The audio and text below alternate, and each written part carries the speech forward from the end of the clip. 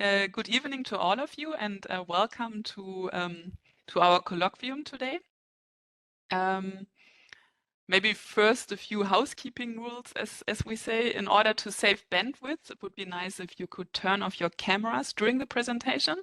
We will have a Q&A and some discussion after the presentation, and then you're very welcome to turn them back on, but just in order for you to all be able to listen to it, that would be nice. And also, as with any other presentation, remember to keep your microphone off. We have a topic today, or maybe those of you who have come a couple of times already know that the German Lost Art Foundation has several departments. And today the talk that we have is one where two of the departments have been working together to make it happening. Our department for documentation and the department for cultural goods and collections from colonial context, because the topic we're going to have tonight is one that brings together the interests and also hopefully the people from both of these areas. And we are going to have a presentation, as you all know. And now somebody took away my notes. So the title of the presentation that you just saw at the screen, we will hear it again when Sara starts her presentation again later. And so now I think we can go directly to that, and I will ask my colleague to do a little presentation of Sara so that we know who we have here tonight. Thank you for coming. Yeah, thanks, Sara. So let me introduce Sara. We have got two Saras tonight, so don't be confused. First, Sara Akhlaq.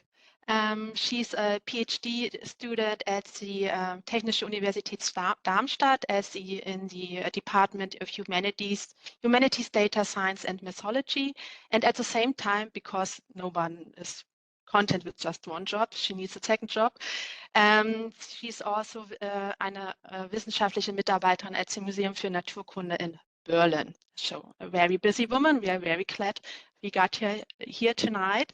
And Sara and I met her at the Forschungsdaten für Geisteswissenschaften symposium last year, and we were really interested. And the topic she was talked about, this was our moment where we realized this is a topic we want to present to our colleagues in the provenance research area as well. So Sara, the floor is yours. We are very, very, very excited to have you here tonight. Hi, and good evening, everyone. Thank you so much for the kind introduction. I'll share my screen quickly. So the topic of my talk today is power and agency in data infrastructures of museum and archival collections.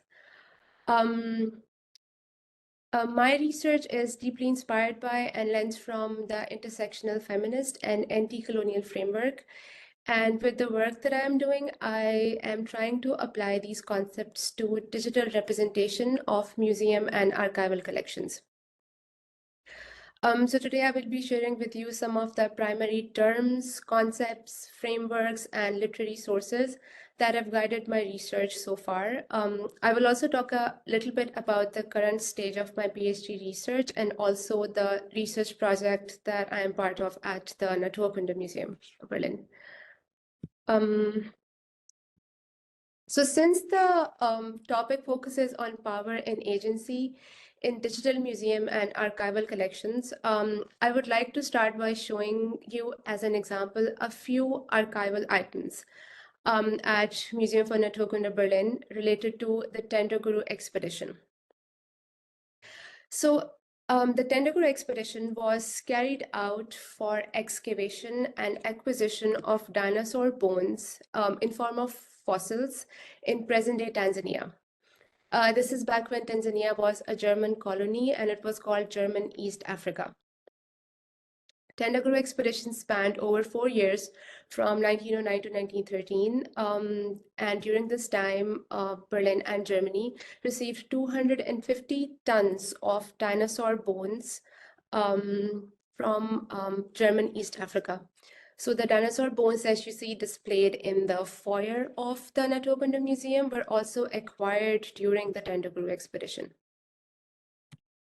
It is important to mention here that there were only 3 German colonial overseers under whose direction the Tendaguru expedition was carried out. So the actual labor of excavation and transportation of these gigantic, really heavy bones was carried out and also supported in other ways by hundreds of indigenous men, women, and also children. The archival collection of Tendaguru expedition contains plethora of meticulously recorded evidences of colonial exploitation, violence, and extractivism. However, if we look hard enough, we are able to locate traces of indigenous communities whose existence goes unmentioned because of the power differentials in place during German colonial period. But the presence of these traces shows the indigenous population as more than just passive recipient of colonial violence. It also shows different ways in which they resisted the colonial authorities as well.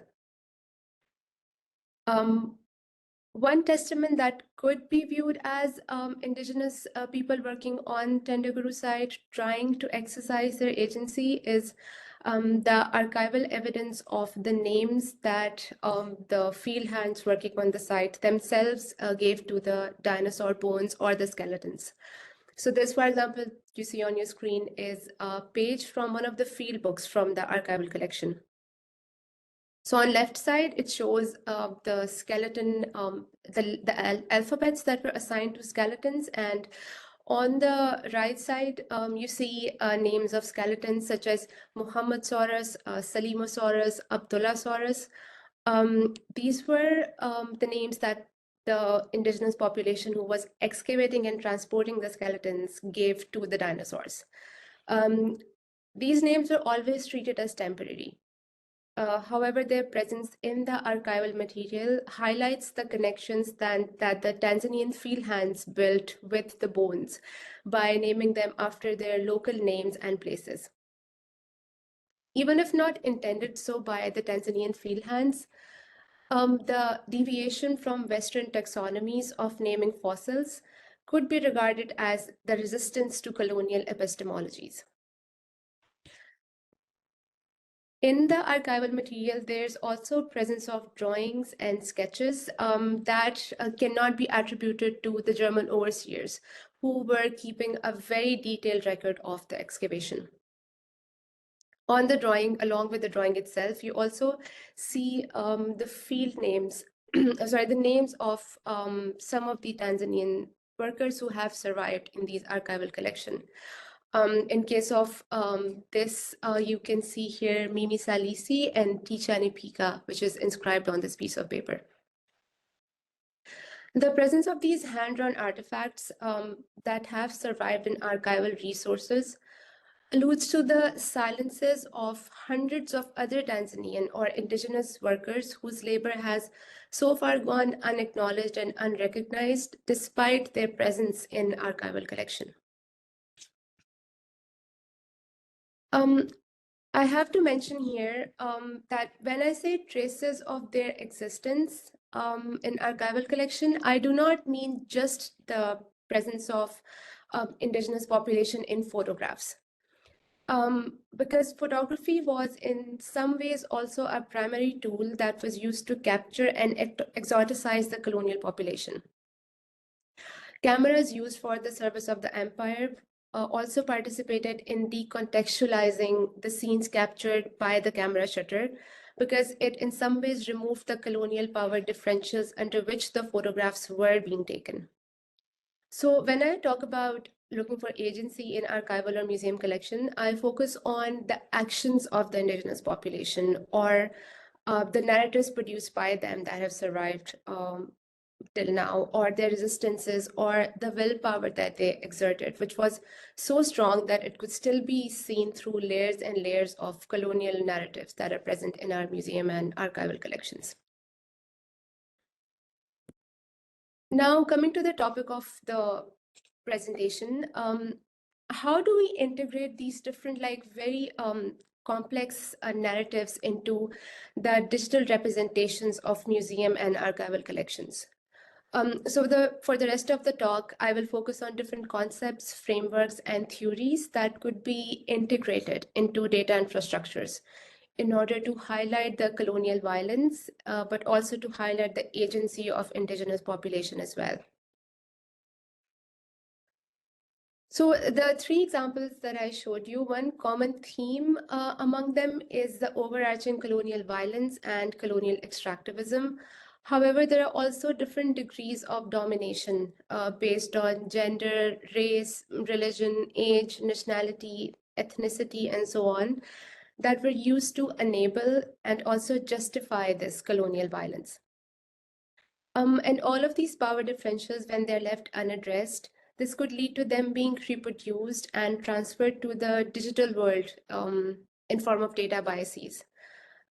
Therefore, designing data infrastructures that seek out the traces of agency and also highlight the power differential is intrinsic and extremely important if we want to practice anti-coloniality. So with my research, with my PhD and the work that I'm doing at Naturkunde, I am trying to develop a data infrastructure that addresses these power differentials and explicitly focuses on data and visual interventions for displaying these power differentials along with other information on the digital collection.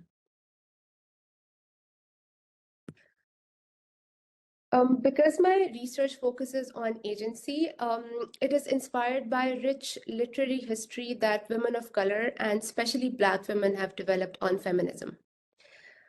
Intersectional feminism inspects different power differentials that emerge in a society as a result of race, gender, class, age, nationality, religion, disabilities, and so on. Because intersectional feminism views feminist struggle as part of a wider struggle for human dignity and social justice. Inspecting power and agency in digital museum and archival collections could be initiated by observing how power is organized and how different actors throughout the history and in the present current scenario are impacting the power differentials at the museums or archives. One framework that could be used for this purpose is matrix of domination. So this framework, matrix of domination, was introduced by Patricia Colin Hills in her book, Black Feminist Thought.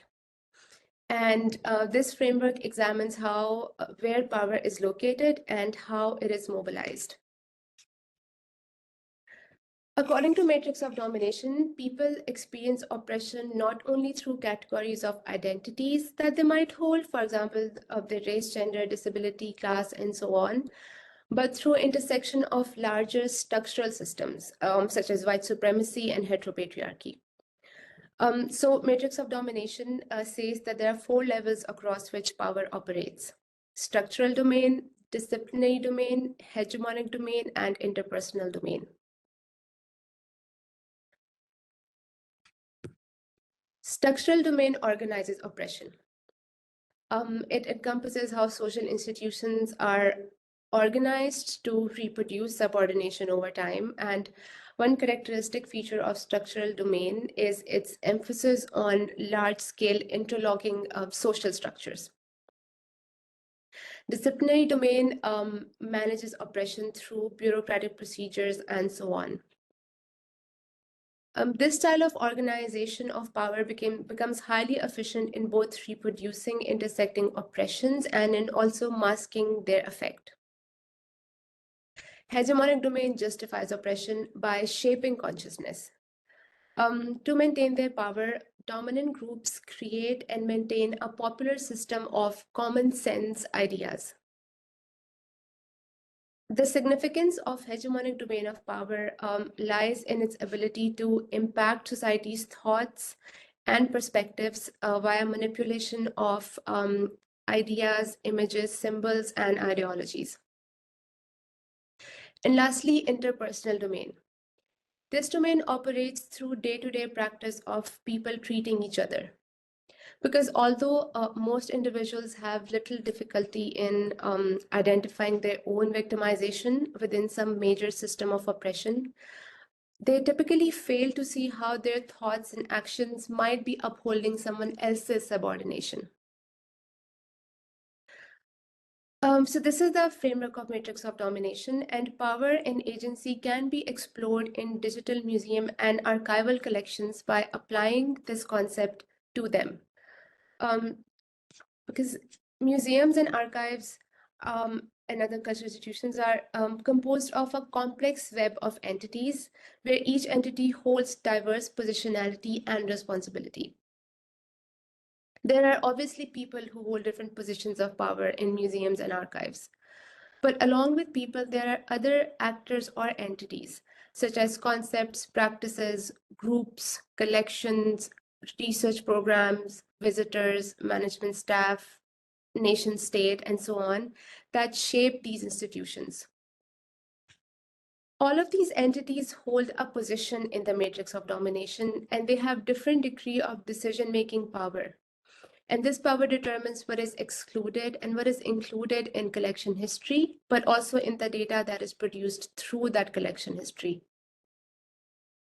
It is unavoidable and imperative that the biases that different actors hold in it are going to become part of the museum or archival collection in an indirect or indirect way. So the absence of biases might not be achievable. However, further reproduction of them can be prevented by critically inspecting the institutional histories and all the individuals that took part in its creation, curation, management, and interpretation. So applying the matrix of domination to museum and archival collections could offer some valuable insight into historical realities of inequalities, violence, and marginalization that these collections carry within them. Matrix of domination can also be linked to a wider set of literature that directly addresses the power differentials and marginalization that the data carries within itself.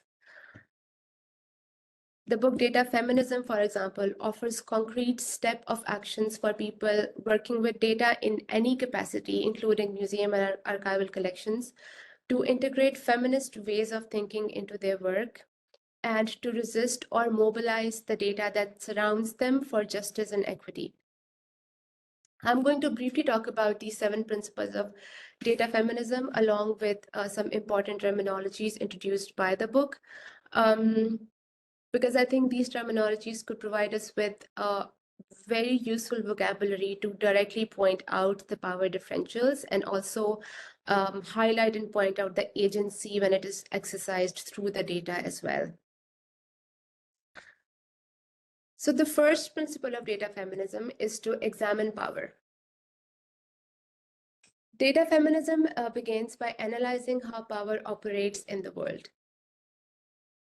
Data, when it is collected, analyzed, visualized, or digitized, does not take place in a vacuum. It takes place under asymmetrical power relations, and they do affect how they are represented to the world. Examining power means naming and also explaining the forces of oppression that are so baked into our daily lives, into our data sets, into our databases, and in our algorithms as well, that we don't even see them. An important part of examining power is paying attention to privilege hazard. So data or digitization teams usually are composed of people primarily belonging to dominant groups. And this leads to their perspectives having a huge influence on decision-making and hence to exclusion of other identities and perspectives. It is not intentional, but privilege does make people blind to their complacency in power structures, and this could be termed as privilege hazard. We can begin to examine how power and agency unfolds in and around data by asking uncomfortable questions, like who is doing the work of data, whose goals are being prioritized in data, and who benefits from data and data science. The second principle of data feminism is to challenge power. Data feminism commits to challenging unequal power structures and working towards justice. Shifting the frame of reference from concepts that secure power to those that challenge power. For example, data for collaboration, data for equity, data for justice can help us ensure that people who are working with data, along with designers and researchers, take oppression and inequality as their grounding assumption, as the basic assumption for creating any kind of product that is based on that data. One very important terminology that was introduced by second principle was counter data visualization. This is the concept that I based my PhD research on, so I will be talking more about this towards the end of the presentation.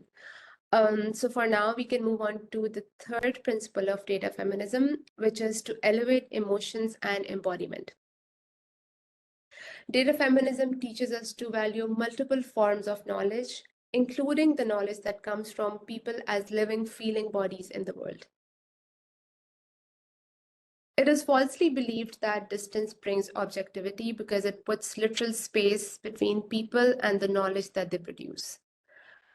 But data, even if presented in form of a spreadsheet, is never the neutral data, but that of the dominant group. Because when we say neutral, that means conveying a viewpoint from an imaginary and impossible standpoint that does not exist. There is a false binary between emotions and reasons. So this assumes that if a person is emotional, they cannot be thinking reasonably. But feminist scholarship challenges this binary. Rather than resisting emotions in data, these emotions can help us learn, remember, and communicate with data. And focusing on balancing of emotions along with reason allows us to focus on what truly matters in the process in order to have data that works towards justice and equity.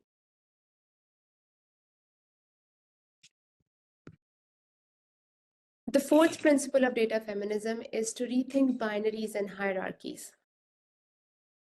Data feminism requires us to challenge the gender binary along with other systems of counting and classification that perpetuate oppression.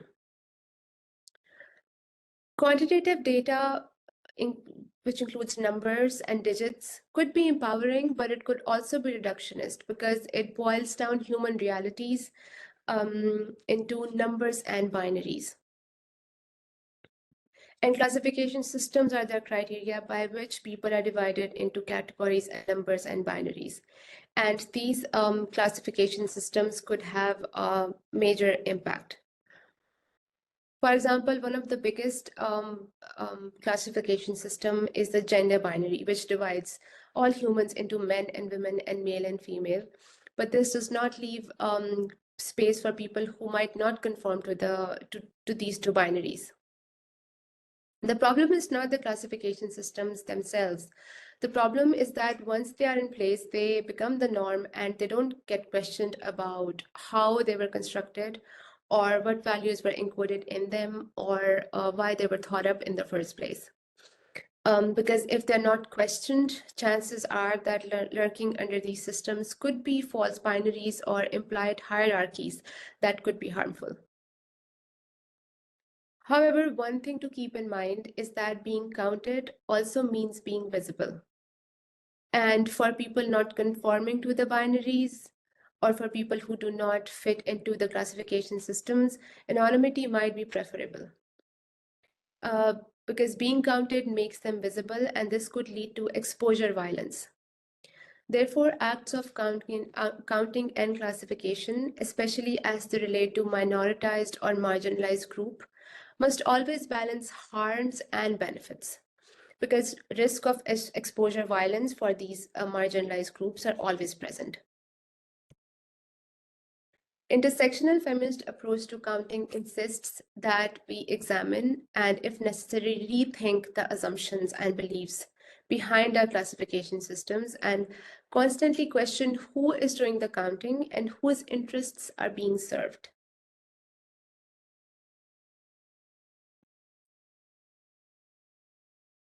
The fifth principle of data feminism is embrace pluralism. Data feminism insists that the most complete knowledge comes from synthesizing multiple perspectives, with priority given to local, indigenous, and experiential ways of knowing. When people make knowledge, they make it from their own standpoint and perspective. One key aspect of feminist thinking is the recognition that a multiplicity of voices rather than one single loud or technical or magical one results in a more complete picture of the issue at hand. Because data, no matter where it's coming from, requires a lot of cleaning and massaging before it becomes part of the digital collection or part of the bigger digital infrastructure. And for the data to embrace pluralism, it is important to have people who are directly affected or people from whom the data is taken from or based on to be included in the process of in the whole process of production of data and representation of data. Stranger in data set, for example, is the term that is used when people working on the data are one or more steps removed from the local context of the data set. Being the stranger in the data set, just like a privilege hazard, it's not a bad thing, but it brings about harm when sometimes dominant groups can cause by privileging their ways of knowing over local and indigenous ways. So embracing pluralism requires centering the voices of those local, marginalized, and indigenous people. Because if we aim to use data for collaboration, data and digitization projects must become community projects that take place simultaneously on our computers in the data sets, but at the same time in public spaces as well. The sixth principle of data feminism is to consider context. Data feminism asserts that data are not neutral or objective. They are the products of unequal social relations, and this context is essential for conducting accurate ethical analysis. Most data arrives on the computational door context-free, but it is this context that makes the data possible. And refusing to acknowledge context could be considered as power play because it is a way to assert authoritativeness without being required to address the complexity of what the data actually represents. And letting the numbers do the talking could lead to those numbers being misinterpreted or the results of the study being lost. And on the other hand, placing numbers in context and also naming racism or sexism when it is present in those numbers should be a requirement for not just feminist data communication, but all kinds of data communication. So considering context can help answering multiple questions, and it will also forward use of data. The questions that we can ask to consider context is, which power imbalance has led to silences in data or data set that is missing? And who has conflict of interest that prevents them from being fully transparent about their data?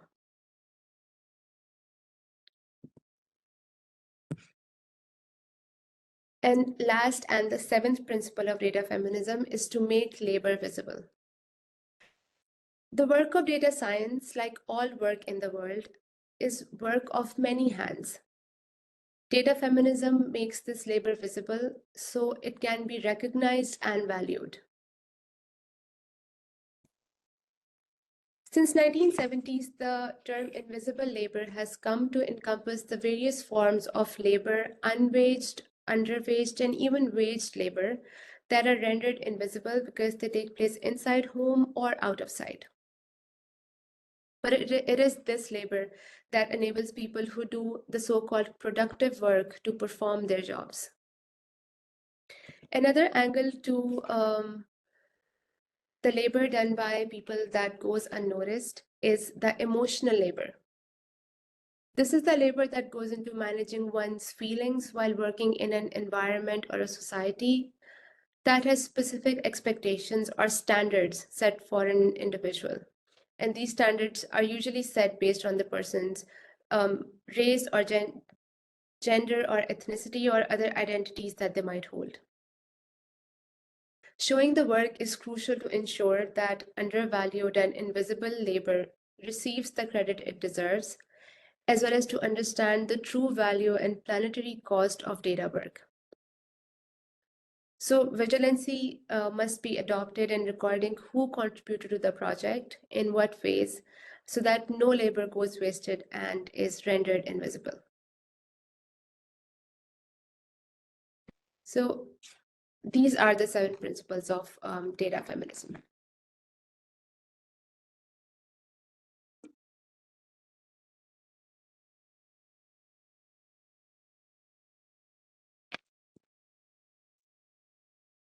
I'm building my PhD research on further developing the concept of counter data visualization that the second principle of data feminism mentions. Data feminism defines counter data as a way to challenge power differentials under which the data that we have is collected, analyzed, or represented by quantifying and visualizing the oppression that is encoded in the data. As an example of counter data visualization, there have been artistic interventions in museum spaces that have explicitly focused on data-driven approaches to highlight power differentials, and they have also addressed the question of who is allowed to present what.